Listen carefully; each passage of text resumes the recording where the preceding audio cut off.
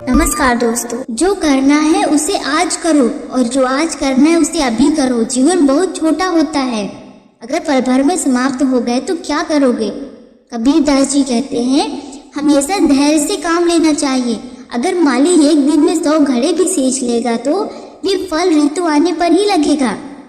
निंदा करने वाले व्यक्तियों को अपने पास रखना चाहिए, क्योंकि ऐसे व्यक्ति बिना पानी और साबुन के हमारे स्वभाव को स्वच्छ कर देते हैं। किसी से भी कुछ मांगना मरने के समान है, इसलिए कभी भी किसी से कुछ मत मांगो। कबीर दास जी कहते हैं कि हे परमात्मा, तुम मुझे केवल इतना दो कि जिसमें मेरा गुजारा चल जाए, मैं भी भूखा ना रहूं और अतिथि भी भूखा वापस न जाए। सुख में भगवान को कोई याद नहीं करता, लेकिन दुख में सभी प्रार्थना करते हैं। अगर सुख में भगवान को याद किया जाए तो दुख क्यों होगा। कभी भी पैर में आने वाले तिनके की निंदा नहीं करनी चाहिए, क्योंकि अगर वही तिनका आंख में चला जाए तो बहुत पीड़ा होगी। साधु हमेशा करुणा और प्रेम का भूखा होता है और कभी भी धन का भूखा नहीं होता, और जो धन का भूखा होता है वह साधु नहीं हो सकता। कुछ लोग वर्षों तक हाथ में माला लेकर माला फेरते हैं, उनका मन नहीं बदलता, अर्थात उनका मन प्रेम की ओर नहीं जाता। ऐसे व्यक्तियों को माला छोड़कर अपने मन को बदलना चाहिए और सच्चाई के रास्ते पर चलना चाहिए। अगर हमारा मन शीतल है तो इस संसार में हमारा कोई बैरी नहीं हो सकता। अगर अहंकार छोड़ देंगे तो हर कोई हम पर दया करने को तैयार हो जाएगा। हम जैसा भोजन करते हैं वैसा ही हमारा मन हो जाता है, और हम जैसा पानी पीते हैं वैसे हमारी वाणी हो जाती है। बुरे वचन विष के समान होते हैं और अच्छे वचन अमृत के समान होते हैं। जो जितनी मेहनत करता है उसे उतना फल अवश्य मिलता है। गोताखोर गहरे पानी में जाता है तो कुछ लेकर ही आता है, लेकिन जो डूबने के डर से किनारे पर बैठे रह जाते हैं वो कुछ भी नहीं कर पाते। सिर्फ बड़े होने से कुछ नहीं होता। उदाहरण के लिए खजूर का पेड़ जितना बड़ा होता है, ना तो किसी यात्री को धूप के समय छाया दे सकता है और ना ही उसके फल कोई आसानी से तोड़ के अपनी भूख मिटा सकते हैं। इस संसार में भिन्न भिन्न प्रकार के लोग साथ नहीं रह सकते। जैसे केले और बैर का पेड़ साथ साथ नहीं लगा सकते, क्योंकि हवा से बैर का पेड़ हिलेगा और उससे कांटे से केले के पत्ते कट जाएंगे। मिट्टी कुम्हार से कहती है कि आज तो तूने मुझे पैरों के नीचे रौंद रहा है, पर एक दिन ऐसा आएगा जब तू मेरे नीचे होगा और मैं तेरे ऊपर रहूंगी। अर्थात मृत्यु के बाद सब मिट्टी के नीचे ही होते हैं। गुरु का स्थान ईश्वर से भी ऊपर है। अगर दोनों एक साथ खड़े हो तो किसे पहले प्रणाम करना चाहिए, किंतु शिक्षा के कारण भगवान के दर्शन हुए हैं। हमें गुरु की शिक्षा के कारण ही भगवान के दर्शन हुए हैं। अगर पत्थर की मूर्ति की पूजा करने से भगवान मिल जाते हैं तो मैं पहाड़ की पूजा कर लेता हूँ। उसकी जगह कोई घर की चक्की की पूजा कोई नहीं करता, जिसमें अन्न पीसकर लोग अपना पेट भरते हैं।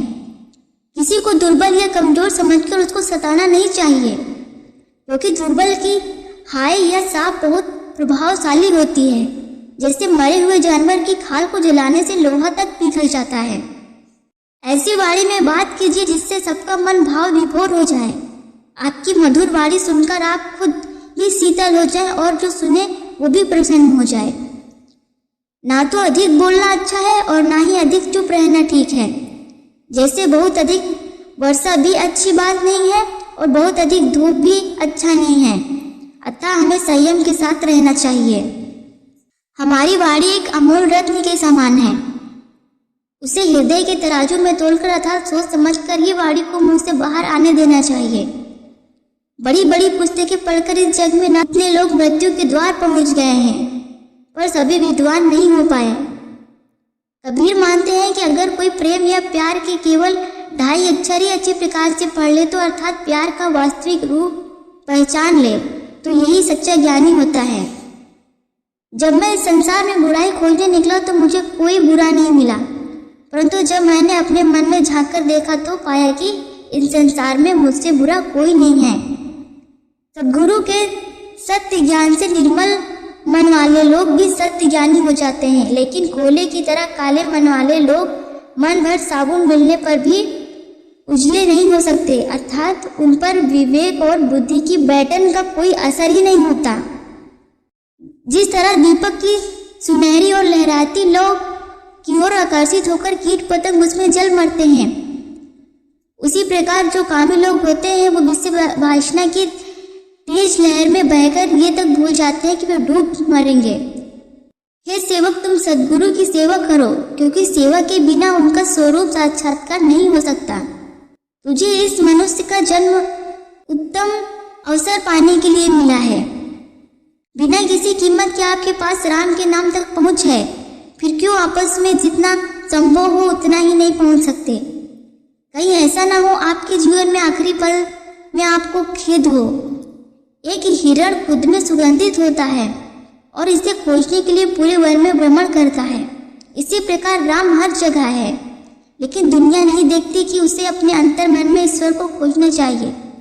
और जब वो एक बार भीतर ईश्वर को पा लेगा तो उसका जीवन आनंद से भर जाएगा। तिल के बीज में तेल होता है और चमक पत्थर में आग होती है। ठीक उसी प्रकार ईश्वर बीज के समान आपके भीतर है और तुम प्रार्थना स्थलों पर ढूंढते हो।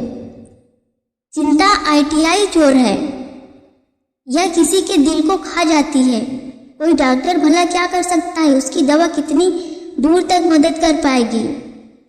संसारी लोगों से प्रेम और मेल जोल बढ़ाने से एक भी काम अच्छा नहीं होता, बल्कि दुविधा या भ्रम की स्थिति बन जाती है, जिसमें ना तो भौतिक संपत्ति हासिल होती है और ना आध्यात्मिक, दोनों ही खाली रह जाते हैं। स्वार्थी लोग मात्र सुख के साथी होते हैं। जब दुख आता है तो भाग खड़े होने में क्षणिक विलंब नहीं करते हैं, और जो सच्चे परमार्थी होते हैं वे दुखों या सुख में सदा साथ होते हैं। संसारिक भय के कारण ही लोग भक्ति और पूजा करते हैं। इस प्रकार भय जीव के लिए पारस के समान, जो इसे भक्ति मार्ग में लगाकर इसका कल्याण करता है। इसलिए सही मार्ग पर चलने के लिए बहुत जरूरी है। अपना पूरा जीवन केवल सोने और खाने में ही बर्बाद कर देने वाले हे मनुष्य, तुम याद रखो कि भगवान ने यह अनमोल जन्म ऊंचाइयों को हासिल करने के लिए दिया है, ना कि इसे बेकार करने के लिए। पत्थर की मूर्ति बनाकर संसार के लोग पूजते हैं, परंतु इसके भरोसे मत रहो, अन्यथा कल्पना के अंधकार वाले कुएं में अपने आप को डुबाए ही समझो। पवित्र नदियों में शारीरिक मेल धो लेने से कल्याण नहीं होगा। इसके लिए भक्ति साधना में मन का मैल साफ करना पड़ता है। जैसे मछली हमेशा जल में रहती है, लेकिन इतना धुलकर भी उसकी दुर्गंध समाप्त नहीं होती।